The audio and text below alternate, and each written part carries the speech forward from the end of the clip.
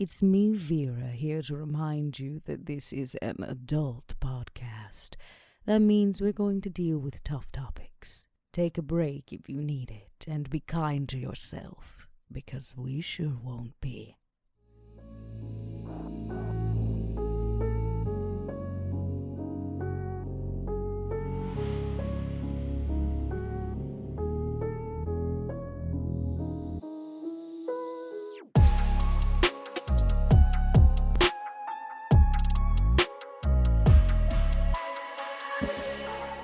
Hello, everybody, and welcome to Stitch of Fate, a Vampire the Masquerade 5th edition podcast. As always, I am your storyteller, Mike Martin, joined by two lovely players today, Dot and Mark. Hello to the both of you. Hello. Hello. It's been a few weeks since we've gotten together to play some vampires, so I'm feeling the itch. I'm feeling the need. And today, Gotta scratch that very dark itch, Mathis. you Scratch have it. to. You got to do it. You got to work out your emotions in some way, and vampire's perfect. No, today is thanks to all the patrons over at patreon.com/podbynight. It's because of you guys we get to do these 4 one-shots, so we get a little snapshots into all of our players' pasts. We did this between right between season 1 and 2, and now we're going to do it again between season 2 and 3. And today is a focus on dear old Vera Volkov, which I'm very excited to explore more of. Vera's has a very storied and interesting past. And obviously, since Mark is here, we'll be seeing a little Max as well, and perhaps to see where the two of them became so close. Other than that, if you guys have enjoyed the podcast, please leave us a review wherever you listen. Share it with your friends. That's kind of the best way to keep spreading the word of Stitch of Fate as the podcast gets bigger and bigger. We want to be able to do more and more stuff with it and show you guys, more and more of this world that we're creating. So thanks to you guys for kind of spreading the word, and please keep on doing so. With that, I think we're good, and we can rein it in, set the scene, and see what our players, and because they're not quite a coterie yet, are up to.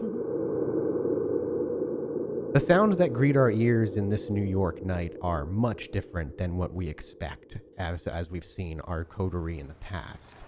As the camera fades in, we see the New York skyline. What we see instead of these storied skyscrapers, skyscrapers under construction. Lots of buildings and cranes and large buildings being built to create a skyline that is now memorable to all of us.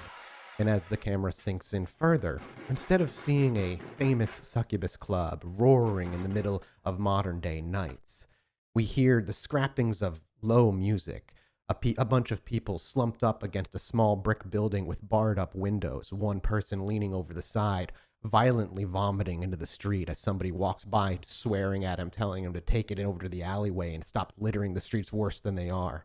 Cars are bumper to bumper and honking. And this brick building, the first floor isn't where we're taken. We're swerved around the corner, down that alley, and down some stairs that lead to a dark basement. A steel door that's been rusted over the decades is the only thing stopping the outside air meeting the inside of this basement.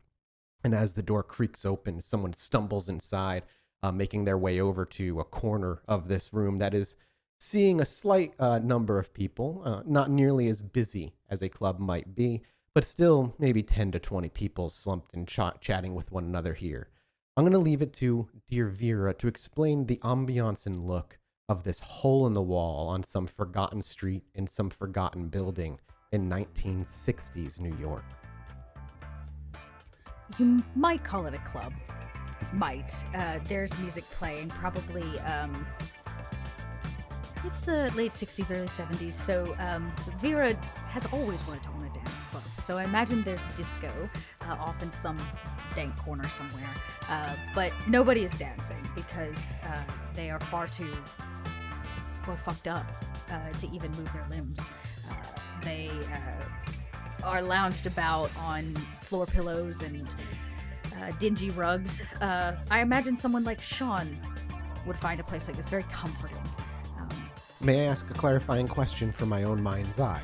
Sure. This is the rise and even the peak of the hippie era in a lot of ways. Is this seeing a lot of hippie decor? Are we seeing that kind of decor here, or I wouldn't say you're gonna see peace signs and the sort, but I imagine that Vera has allowed, an artist riding the dragon to spray, like paint on her walls, or I love it. Add their touch to it.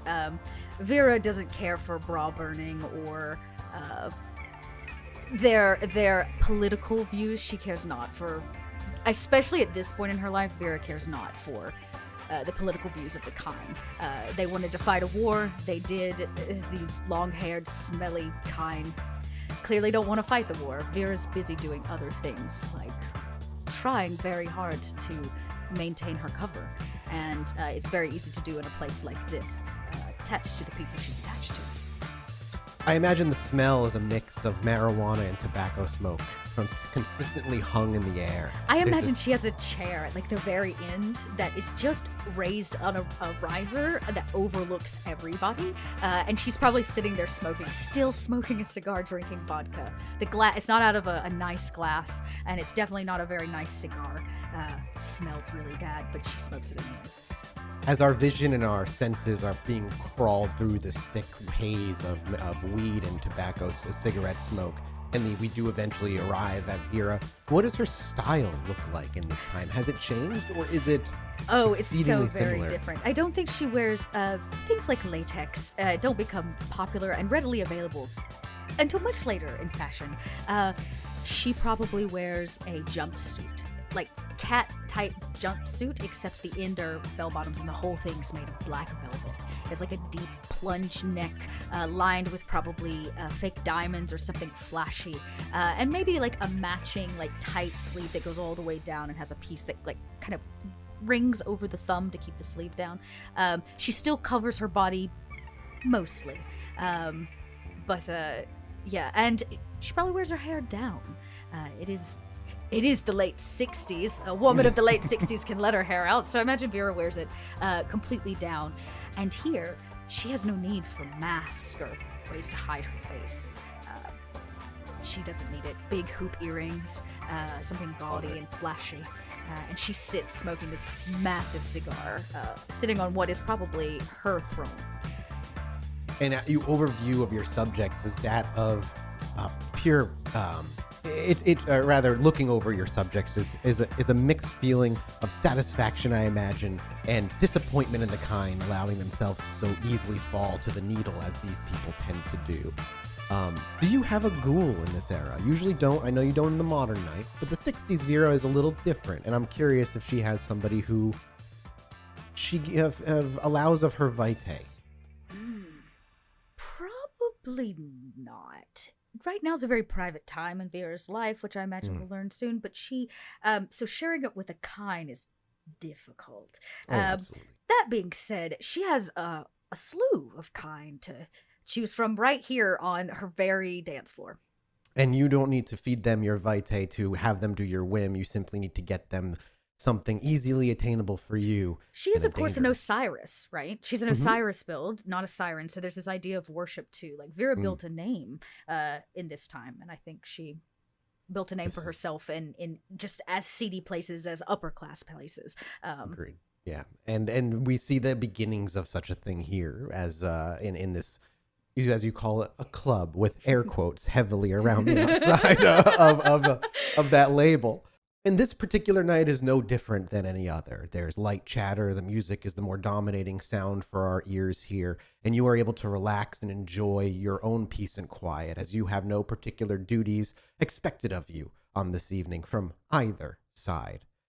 But as the night rolls on and people seem to file in and out as they do, some familiar faces and some strange, eventually one strolls in that catches your eye. Not because it's any unique feature about them, simply because they are the only ones that don't look fucked up compared to the rest.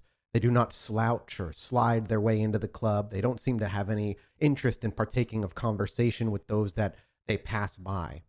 This young man simply seems to walk directly to you. He makes his way through the thick cloud of smoke. And as he arrives, he wordlessly just strides up before you and looks up to your eyes and holds up a fist. But he says nothing. He simply seems to be awaiting something. Would Vera know what this means? No, not at all. This means nothing to Vera. Then I shall say nothing. If the words, if you are wait for a while, can I get a wits plus awareness roll? Okay. Interesting. not my best. Oh, I rolled a 2. You watch this strange man before you kind of stare at you, blinking a few times. But your eyesight is dragged away for a moment as you realize that down by his elbow, as his fist is being raised up, drips a liquid onto the ground. And as Vera's gaze is drawn from his clenched fist down to his elbow, you see that he seems to be dripping blood on your floor. Now, these floors are not immaculate, but you do a great job at making sure bodily fluids aren't dripped everywhere on these things. This has to be a swivel chair.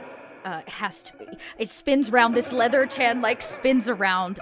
Vera finally gives her full attention to this. Can I sense whether it is, kine blood? You can. It is kine. It is kine. Mm-hmm. Oh, my. Okay.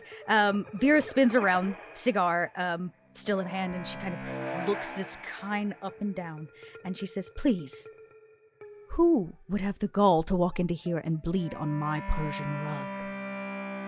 As that question falls elegantly from Vera's lips, they struggle for a minute to maintain standing before their knees collapse and they wobble, and they fall to their knees, rather.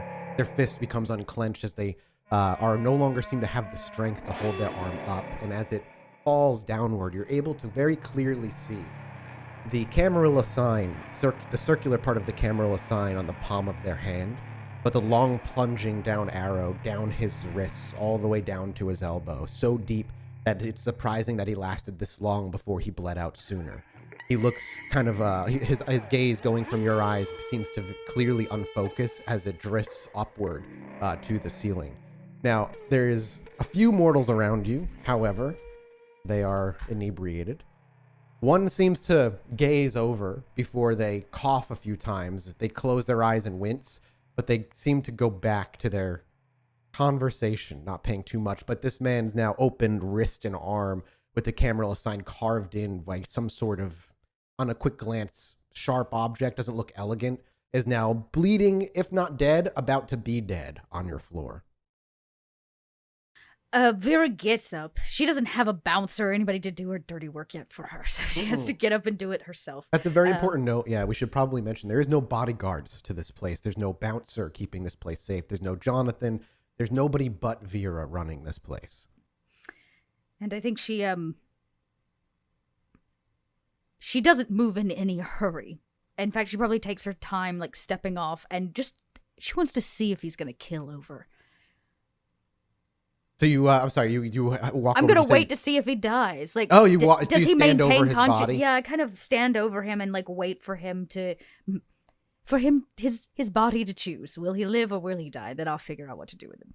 It doesn't take long for his body to decide dying is the only option here, and you watch as his breathing shallows and slows. His vision, as I say, drifts off to a wall, and then eventually that last puff of air escapes before he keels over entirely.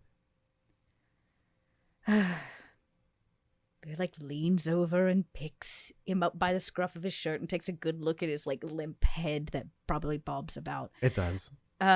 She will check his wrist and his hand. He's bleeding everywhere, isn't he? Yes. Well, this rug's ruined. She plops him down. Is it a shag carpet? It's actually, I imagine it's like a really bad Persian rug. Because, there are those rug stores in New York City. They're all over the place. You just get rugs, tons of rugs. But I'm sure there's mixed in with like dirty shag carpet. And he's bled all over this Persian rug and she just plops him down. And she rolls him up in front of all these kind because they don't care. And she looks around at the room. He walked in with someone? Nope, he was okay. alone. I look around at the room and I was like, the next few hits are on me for whichever one of you can get up and tote this out to the dumpster. There is, I gotta make a roll. Because, they're fucked up, dude. Come on. Big penalty. One person coherent enough to understand the request. The same one that looked over and retched at the vision, at the sight of the person bleeding out before you, clearly feels that is worth getting over their own problems and stumbles their way over and picks up an end of the rug that's rolled up and begins to wordlessly try. She goes, wait, I forgot. she makes him drop it, and she kicks it with her platform heel, because it's, it's like the early 70s, and rolls it back out, and she looks at this hand that has the Camarilla sign on it. Fuck the Masquerade. And she sticks her heel into his wrist and will wrench the hand free of the wrist. We hear a squelch as your heel, pierces between the bones of his wrist, and as you rip and tear, leaving only the stump of an arm left attached to the body, it simply looks like a large slice down his arm. Now he's just a junkie. And she rolls him back up, as you were. And as you roll him back up, this person now begins to try and drag them out. Okay, let's see how well they do. More rolls? Oh my god.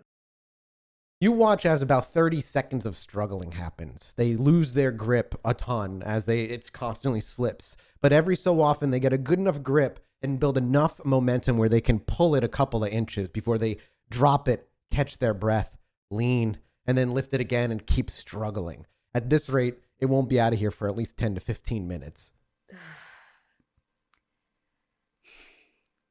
Okay.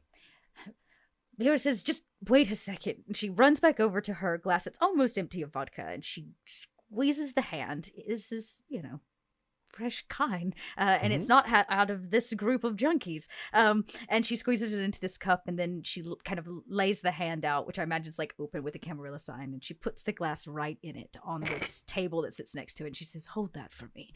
And she goes over to him and grabs the other end of the rug, and will lift with him to try to get it out to the dumpster. It's an incredible comparison between the person trying to drag it and Vera effortlessly lifting half of the rug on her own. And you realize that now as you help this person, you're doing 90% of the work here. The most that they're doing is guiding, since they're probably the ones, looking over their back and trying to guide it so you don't have to stumble or anything. And you were doing an amazing amount of the work. However, you eventually do wheel it out around the alley. And do you go to the local, a dump in the back? Where do you plan on bringing the body? Yeah, there's got to be okay, let's think about this.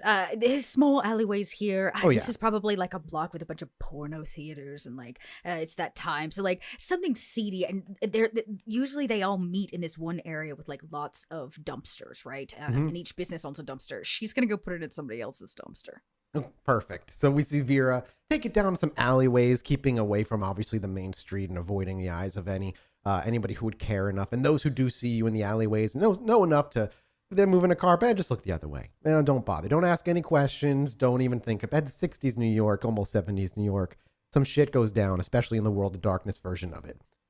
Eventually, you make your way to a dumpster of, like you said, a local porno theater. I just want to call it In-N-Out, even though it's just done. That's the name. Even that's a California burger company. This porno theater is just called In-N-Out. Not yet, exactly.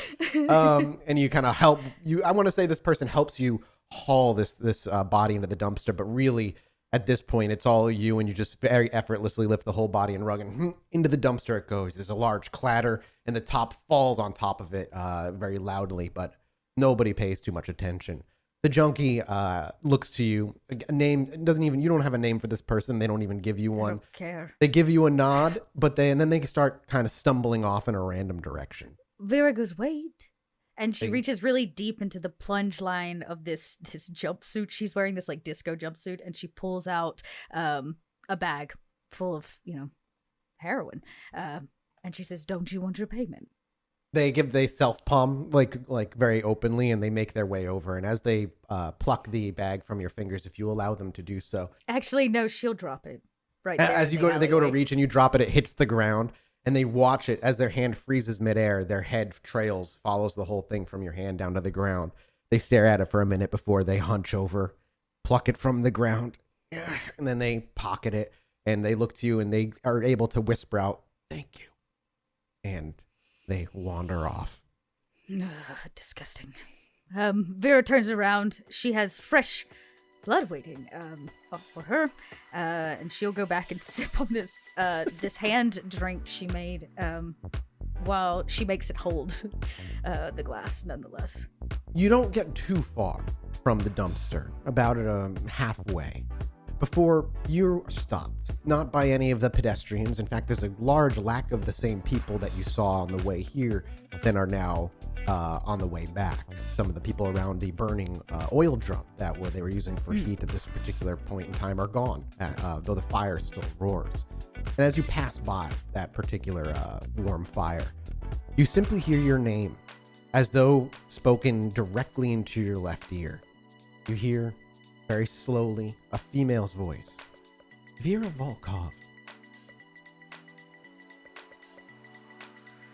I feel at a bit of disservice. I don't have your name. As you speak, does Vera stop walking, or does she actually keep walking? Oh, she will stop. She stops. Okay. As she stops, and says that there's a few seconds of tense silence. I apologize. I won't be able to do you that grand service, but I needed to at least speak with you before, well, whatever happens next. Well, then please make yourself known. Not yet. Not right now. What are you waiting on? Formality? You'll find none of that here. No. Dangerous curiosity.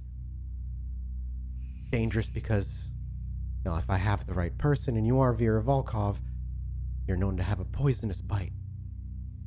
My curiosity after learning about you for a few years, I just want to know if what I think is true is true. Well, every rose has its thorn, yes? And, more importantly, I am who you say I am. What can I do for you? Clarify on what side of the line I guess you sit. I personally don't care one way or another, but there are those out there that would. Then why are you in a seedy alleyway questioning me? Because everything I've been able to dig up on you may lead me in a particular direction, but you're good at what you do. If my suspicions are correct. If they're not, then I guess I'm simply a fool. But I can't dig up a single solid piece of evidence to show my suspicions correct. Hunches, but that's it. Then it sounds like you're not very good at your job. There's an audible sigh. I'm not here to figure it out definitively. If that was the case, then yes, you'd be right. The person who hired me already has their suspicions, simply here to carry out their will. But I just wanted to know. What?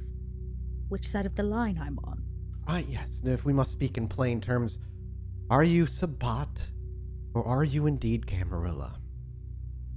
Perhaps you're neither. Maybe you're both. Maybe you're playing both sides for your own gain. I could see that working out in theory, but I can't pinpoint it. I'm no longer welcome in the Camarilla. There's your answer. As you speak those words, you immediately have this weird taste in your mouth. It's not of that of blood, but that of rot. A feeling of having rotting flesh sitting on your tongue, wasting away, and as you maybe reactively open your mouth or just your lips separate for a moment, immediately as you do so, maggots begin to pour forward, crawling over your lip and down to your chin, falling on your shoulder and your dress as they bounce off and hit the ground, wiggling around. And as you go to speak words, you can feel them writhing around, crunching between your teeth. The more fall out, it seems more seem to crawl out the back of your throat, filling your mouth no matter what you say. And as you are moving to scrape them away, how would Vera react to maggots falling from her mouth and the taste of rot? Well, you can't really like scream, right? And I don't think Vera ever screams. Oh man. Just give me the reaction she would give me in the first 2 to 3 seconds. Yeah, I imagine there's like gagging and vomiting like involved, which only makes the maggot situation like worse, right? Yep. She'd probably stumble over to a dumpster so nobody can see because she's a toreador, and like put 2 hands on like a wall on a dumpster and try to like thinking that this may like vomit out, and when she realizes maybe that's not the case, you use Auspex in this moment, heightened senses to see if she can see who this is. You can make it would be a yes, you Wits make a wits Auspex awareness, roll? but they get wits Auspex are against their ability that they're currently using. I rolled a 5. I'm sorry. Damn it. But that's still good information for Vera. That means Correct. that like this is a really powerful kindred. Yeah, you would, as maggots fall from your mouth, can you actually make me an intelligence occult roll? I don't know if this is good or not for Vera, but this would be basically knowledge of who could potentially do this. Yeah, and you can't even re-roll any of them, so not enough immediately. Would my knowledge at this point, because also my character sheet, would I have any knowledge of like my time in the Sabbat of something like this? This seems like very horrible and trickery-ish, like manipulative in some way. There are kindred out there that can cause you to see things that aren't truly there. So I imagine Vera might try to like lock that into her mind. However, no matter how much she tries, she may logically is thinking this, it's still happening, which is just the worst part. The worst part of it, yeah. And she tries again to like gather herself, trying to maybe see what it is. So we see like in those first few seconds, like she vomits and gags a little bit. She kind of stabilizes herself, really trying to think, this is probably not real. This is probably not real. Then again, blood magic, Vera knows blood magic is fucking weird and they can make weird things happen. So it's hard to know. But eventually the voice breaks. One doesn't typically vomit forward rot unless the words themselves are rotting of lies. If that were the case, why would you be so close, at least meeting up with a few times? A kindred by the name of Kadir. Vera gives them the middle finger, like all throughout the alleyway as she vomits like maggots from her mouth. Yeah, Vera just gives this big middle finger. I love the big hoop earrings are kind of dangling as she's like just throws up. You actually hear a very gentle giggle from that female voice as you throw the finger up, and she says, "If you're willing to speak the truth and answer my questions, I can make it stop." Second finger. For some reason there's two of them. I have to say that is disappointing. My own curiosity begot the better of me, and now I guess I won't know. Maybe you and Kadir are keeping it secret from both sides. Maybe that's the personal aspect. Maybe you aren't Camarilla, but you are Sabbat, but you and Kadir are stupidly in love with one another. That would also make sense, at least to a certain degree. But still something tells me that ain't the truth. And you hear a snap, and the maggots disappear. The taste Vera takes an unnecessary breath. Gone. Yep. Yeah. Reactionary. Very reactionary. Yeah. You're left without that taste, lingering as though it were never there. There's nothing stuck between your teeth, though you very vividly remember making many crunching noises. And on the ground, no maggots writhe. Vera's pissed. Vera's so pissed. She makes sure there's nobody around. She kicks a trash can or a dumpster, and she walks back to the club. I know she's not far. The club, quote unquote. As you begin to walk, just the moment you begin to try and walk away, you simply hear, not so fast. Can I get a strength brawl check from you as you hear a couple of heavy footsteps out of nowhere, and then you're basically being tackled to the ground? Can I make some kind of athletics check or dexterity roll? I would absolutely allow a dex athletics check right now.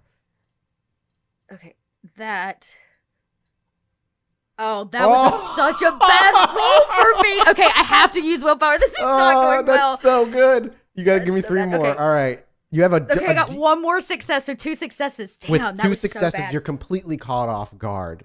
As you turn to you hear those heavy footsteps. You see this large, completely bald man. It's hard to pinpoint any details before his arms completely hit your side. And as you're trying to wiggle out, he lifts you to the ground and he collides down to the concrete with you, doing 2 not aggravated damage, but just 2 normal damage. Yes. Okay. And you can feel just immediately like your bones Ribs buckle crunch. a little bit. And if you hadn't have tried to escape and he caught you 100% blindsided, it would have been way worse. Okay. All right, you may now roll me. Well, no, there's no. I was like, roll me initiative. There's no initiative. All right, now we're out of. So you didn't get no more surprise rounds. You are now in control of your own turn. However, there is a giant man on top of you. Vera probably says something like, you didn't ask consent. And she's going to come around with a knife unplanned and jab him. Okay. He's thrown her to the ground, you said? Yeah, he's grappled you. He's tackled you to the ground and grappled you. So if you're going to go for your knife and stab, you're going to take a huge penalty because you're not trying to escape the grapple. You're being grappled. I'm being grappled. Yep. That's why, it was just a grapple tackle. Okay, then I would try to escape the grapple. Okay, give me another Dex Athletics versus he's just gonna make another Strength brawl because his whole turn he's trying to hold you pinned. So he's just gonna basically straddle on top of you, and he's doing the typical like hand on your shoulders, just like down. Yep. Yeah, trying to pin me. You know what? I'm gonna rouse. I'm gonna rouse for this. Okay. This is important. I'd rather not be crushed by a man tonight. That seems like you get a little hungrier. Not how one wants to spend their evening. Okay. I'm gonna try with this with 2. Okay, that would be 6. Oh wow! Look at that roll. That's 6 successes. So you're actually able to. It takes your entire turn, and it's against him as well. But as he's like really holding you down, he just has this like enraged look on his eyes. You're able to kind of like just be able to slip a shoulder out, and as soon as you're able to slip the shoulder out, the rest of you slides out like you weren't even being held. It's like holding butter, and you're able to. We see Vera very elegantly kind of twist, spin, and push her way out, and is able to kip up onto her feet. But now she's going to be attacked because now there's somebody else that comes out of hiding, and they're going to much smaller defense that they're rolling against you. However, they are making a targeted attack, so they're taking a penalty to hitting you. And I need to do a certain amount of damage, but I'm sorry, Vera. Even with a penalty, I rolled all successes but 1 die. And as you stand up, you kind of like look over this person, and as you get a good look, they're kindred. You can tell by the way they felt, by the way they looked, and just their strength. You would put them as Gangle or Bruja off the back of your head, right out the back of your, just off the top of your head. But just as you're able to stand up, you feel a piercing come from behind you.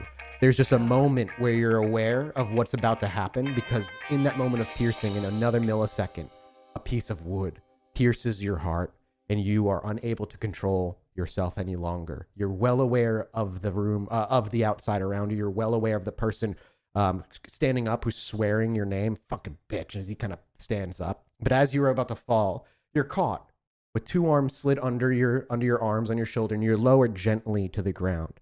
And standing over you with this beautiful big afro is this woman who stares down at you. She's got a grin on her face as she spins a knife on her left hand before she sheathes it in her belt. She's like, my job is just to take you to him. I don't have to kill you, and I don't have to do much else other than this. I just wanted to have a talk. You had my interest, but a job's a job, and they pay damn well. And then she snaps, and the big guy kind of just walks over, grabs you by the collar, and hoists you up. He holds you just above his head and just gives you a look like if he could, he would rip your head from your shoulders. But before long, he just kind of slaps you on his shoulder, takes a deep breath, and begins to look around before she just kind of nods one way. And then they begin to separate and go in different directions. She actually speaks the words, you know where to meet.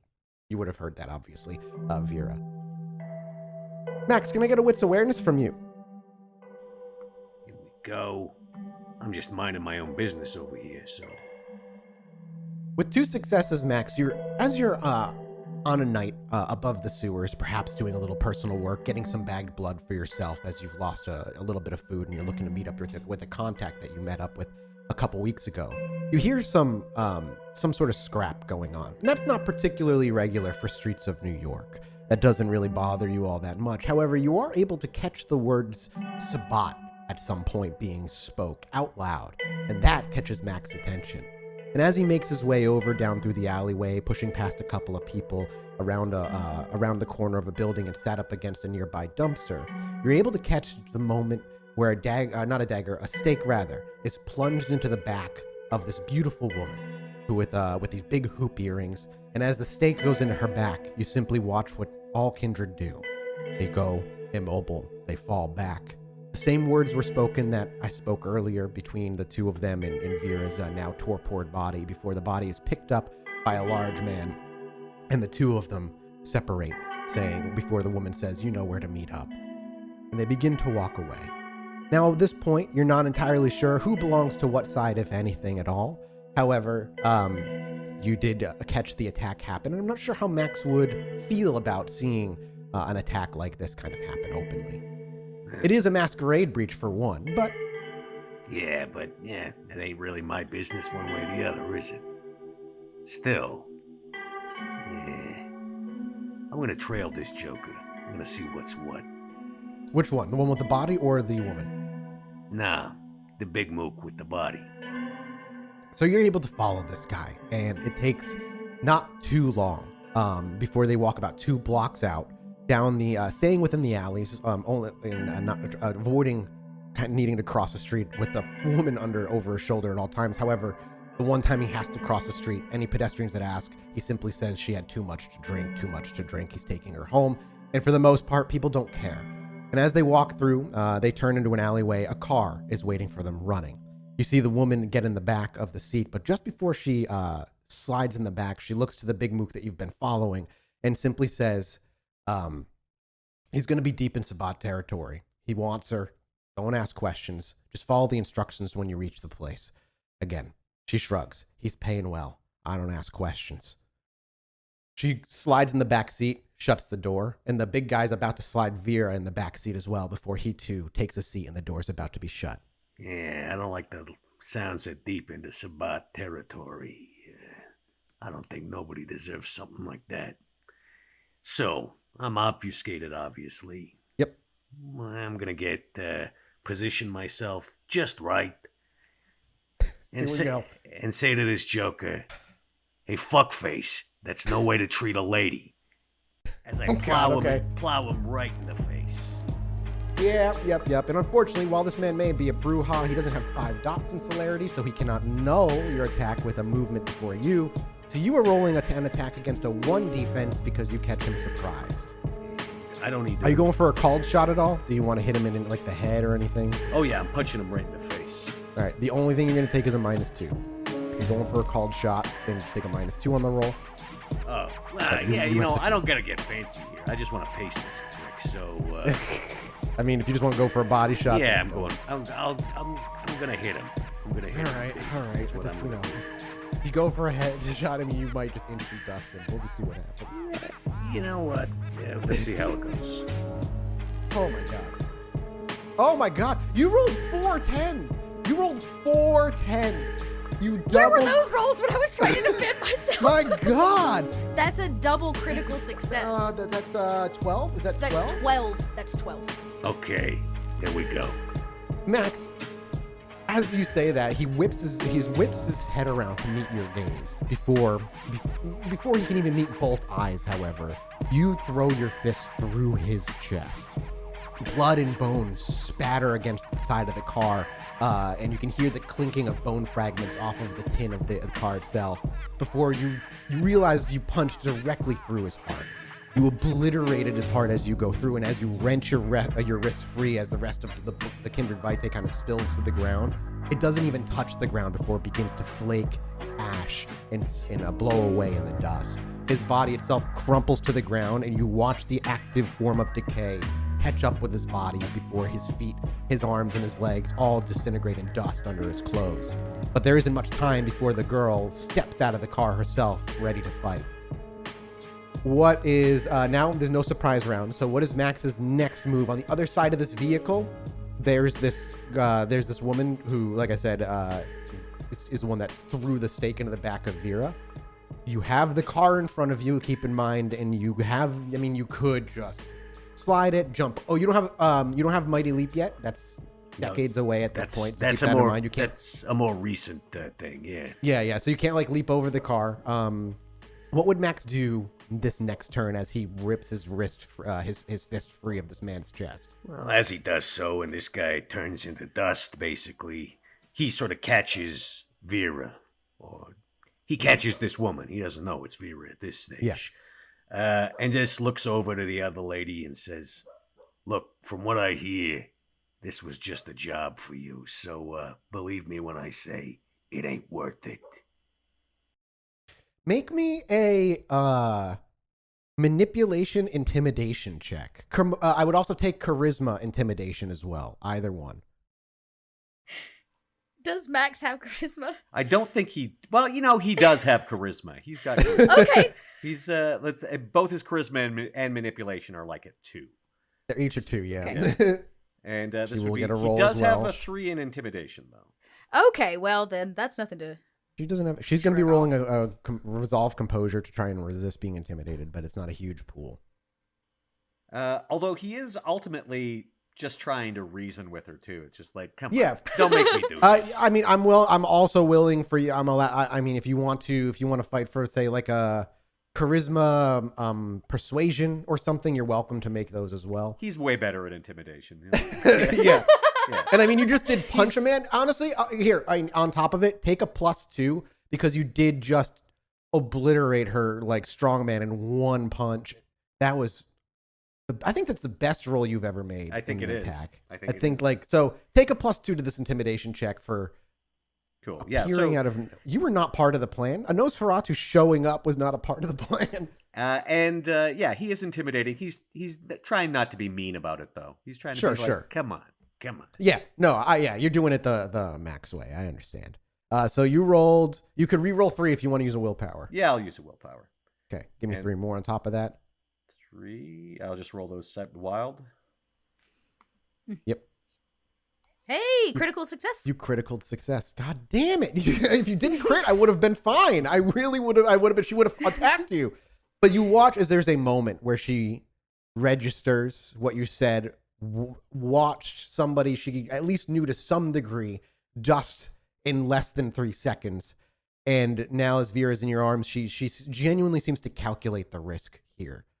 And there's a moment where you see her left hand inch toward her waist, toward maybe a weapon or something, before it drops to the side. She quickly dives into the car, and since the car's already started, the wheels roll out as you hear rubber hit pavement, and with a quick screech and a quick turn, she takes off, leaving simply you holding this clearly kindred in your arms. Max made no move to pursue the car or anything, but as it was, as she was turning on the engine, or his engine was on, as she was stepping on the gas, just sort of leaned in through the window and went, "No hard feelings." And that's when the car took off. Yeah. After you leaned in, it squealed off onto the pavement and left. Max is now cradling Vera in his arms. Where would Max take her? Oh boy. Okay. Yeah, she's in a bad way. Only one thing for it. All right.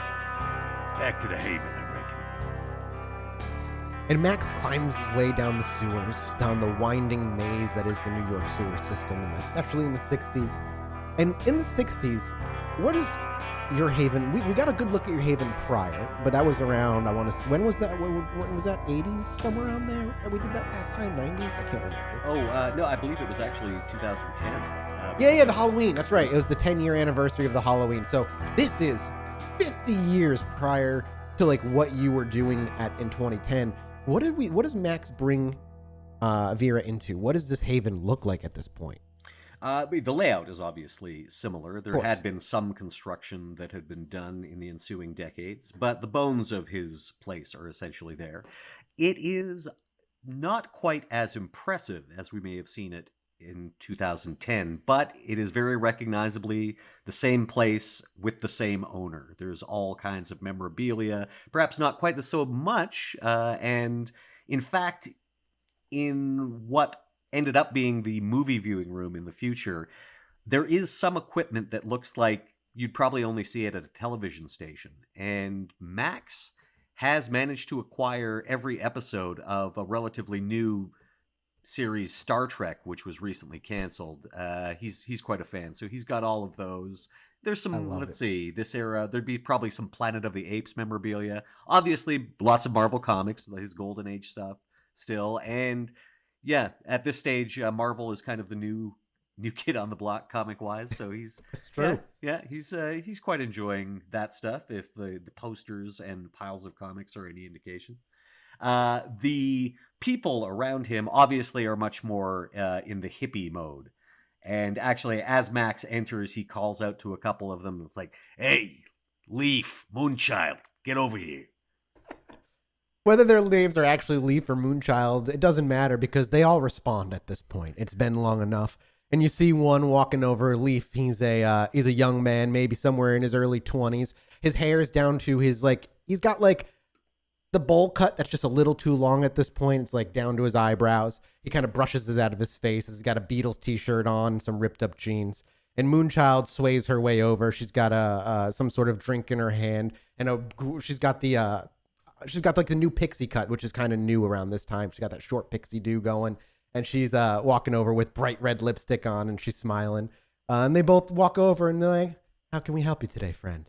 Hey there. Listen, this lady's in a bad way, and I don't think she's going to be able to drink the cold stuff like I am. So I'm going to need two of you to make a donation. Just use one of the goblets or something, right? And the Moonshine looks up to you, and she says, "Both of us, or just one?" Yeah, maybe both. Then you won't necessarily have to give so much each. Leaf, fetch our shared goblet.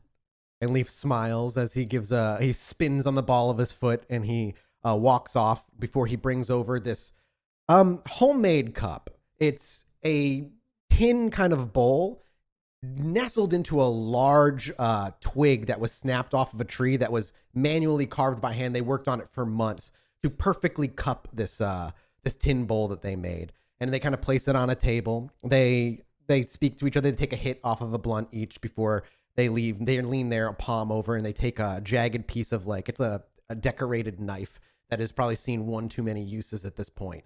And they slit their wrists open, and they hold each other's hands and allow the blood to join and drip down the center into the goblet long enough where probably 2 points. They'll each feed 1 dot of hunger into it and give two dots. They're little hippie children. They are. Absolutely. And no need to put it in the fridge there, kids, because something tells me she don't like it cold like I do. So let's just get that goblet over here. All right, let's lay it down on this beanbag chair. There we go. And, this is a great looking beanbag chair in the shape of a huge flower. You kind of sit her on.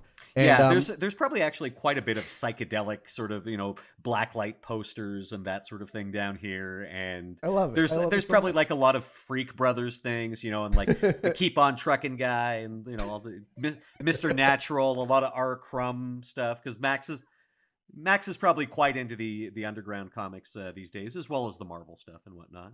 Of course, keeping in mind his love of the classic Golden Age stuff. So once Vera's been set down, Max is going to... has he had experience? I guess he has. He's one of his first experiences with a vampire was one that was in torpor. But it's probably best to remove the stake first and then give some blood. You would know. Max would fully know that once the thing causing her to be in torpor is the stake. Once the stake is removed, she'll be immediately back, and she's been aware of everything since she's been staked. Okay. All right. So Max leans in. Okay, listen. I didn't have to help you out when I did, but I did anyway. So maybe just calm down when I pull this thing out, all right? I don't need you wrecking the joint or hurting any of my friends, okay? So don't make me regret this. Okay, and on 3, 1, and he pulls it out. And as soon as it comes out, Vera, you have immediately full functioning capabilities of controlling your body once more. You can speak, you can move. It's as though your body was just put on pause, and now you have it back. And since Max would have been aware that Vera would be aware during torpor, he probably draped, a shirt or something over her head when he brought her into the Haven, just so she doesn't know exactly where it is. Yeah, absolutely. I'm 100% with you. Mm-hmm. So yeah, the black bag or whatever it was is removed from Vera's head before the stake comes off, and then In the meanwhile, could you both do me a favor? Mm-hmm. Vera, a new addition to your character sheet, please. Could you put 1 dot, a flaw of adversary?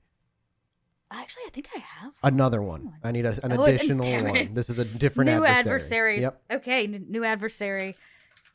And Max, okay. you have a silver based, like the base of the stake itself is actually silver. The sharp wooden part is not, but the flat part has like a silver cap at the top, so you can put that into your inventory. Something Max would now have had since the '60s. Okay. Do I think this could be used as like a bludgeoning instrument against, say, I don't know, some kind of lycanthrope? I mean, you could certainly fashion it and reinforce it to become one. The silver itself is, whatever, what do you want to do? But it's a one-hander. Yeah, it's a one-hander right now and not very super valuable in terms of its silver, but an actual weapon stake as opposed to breaking off a piece of wood actually gives bonuses on the use of it as opposed to trying to go in blind with like a 2x4. It's too bad I didn't have this thing when Gustav was still around. That stupid prick. I'm glad I killed him. Okay, so, hey, how's it going? I'm Max. I don't think Vera has moved. I think she's watched Max have a conversation with himself. After removing this, like, stakes thing moment. She will slowly sit up, and she'll say, it is nice to meet you, Max. I'm Vera Volkov. She will take the room in, not from, your back.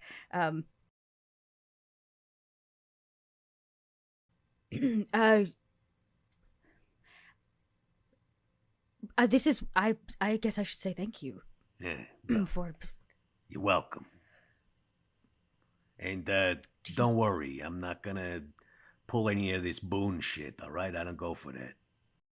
Well, neither do I. That's good to know. I guess. It's not like anybody would fulfill a boon to me anyways. Why's that? Oh, you haven't heard. No, I could tell that you were having a bit of a disagreement with a couple of jokers upstairs, but I'm not really sure what it was about. All I heard was they were going to take you into Sabbat territory, which probably wouldn't have... They could have just asked me. Technically, I'm allowed to walk in freely. They felt it necessary to become physical. Most large, bald men do. What do you mean about you could just walk into Sabbat territory? Max, you seem like a really swell fella. Yeah. And thank you. And I probably drink the blood, and I'll, kind of rouse to heal in the moment. Listen, Leaf, Moonchild, we're gonna need the room, all right? They simply give like a deep bow. Anything you need, my friend. And they turn, leave, and they slide the curtain shut, giving you privacy. Shh. Those ain't their real names. I would never have known. Yeah, they renamed themselves a little while ago. Kids, what are you gonna do? Yes, the hippie generation. Yeah. You seem a bit, not of the generation. Me? No. I'm a little older than that. I bet you are too. I've seen my way around the city for a few decades, yes. Same. Well, Max, if we're being candid, and since you were... I usually work alone, if you know what I mean. My business is most secure that way. Sure, but let's get back to you being able to walk into Sabbat territory, no problem. Well, surprisingly enough, that is intertwined with the point I was making. Do you dabble in politics, Max? No, I stay out of that shit. I've tried very hard to do the same, and no matter what I do, no matter how many steps I take, there's always something else they need before I'm free of their bullshit. It's been many years, but I've been undercover, I guess you could say, and not in the usual Toreador way. So, let me get this straight. What I think I'm hearing is, you're working for the Cam, undercover as a member of the Sabbat? You are a rather astute fellow, yes. That is exactly what has been going on. Unfortunately, to assure that it was believable my reputation in the Camarilla has been stained. Yeah. So I'm not really welcome there, and surprisingly enough, as you saw in that alleyway this evening, I'm not really welcome in the Sabbat either. Yeah, well, I think your cover might have been blown there. And, if you'll forgive me for saying, you spilling your guts to the first guy who, helps you out in a rough situation, maybe you ain't cut out for undercover work. I don't think you understand, Max. You're the only person who's ever helped me out in a tight situation. Yeah, well, the world's full of assholes, right? So I thought until tonight. You could have left me and let them do whatever they needed to do. As she said, she just wanted to question me. Little interrogation never hurt anyone, right? Yeah, well... Look, I don't think it'd be wise for you to go back undercover. You should probably report to your handler, whoever that might be, and let him know that, you'd... Well, I'm afraid that's what's blown my cover. I see. Not that I think he meant to. How you have... You are a kind fellow, Max, and for whatever reason I trust you, which is very strange. Is this your haven? Yeah, it's my place. Not bad, huh? You, seem to have a specific taste in decor. Yeah, I like this newer stuff. It's pretty good. Yeah, you know. I like to read. I can't tell you the last time I opened a book. Just different priorities, I guess. Is this a comic book? Yeah, that's the fabulous... Pick up something really valuable. Actually, you'll note that most of these are not in plastic or anything like a Oh, that's true, because you would be buying them at the time. Off shelf, and also, he seems to be the sort who reads his comics. I'll flip through whatever it is. Oh, yeah, that's a little bit of the Doctor Strange. Love that Ditko. Doctor Strange, what a horrible name.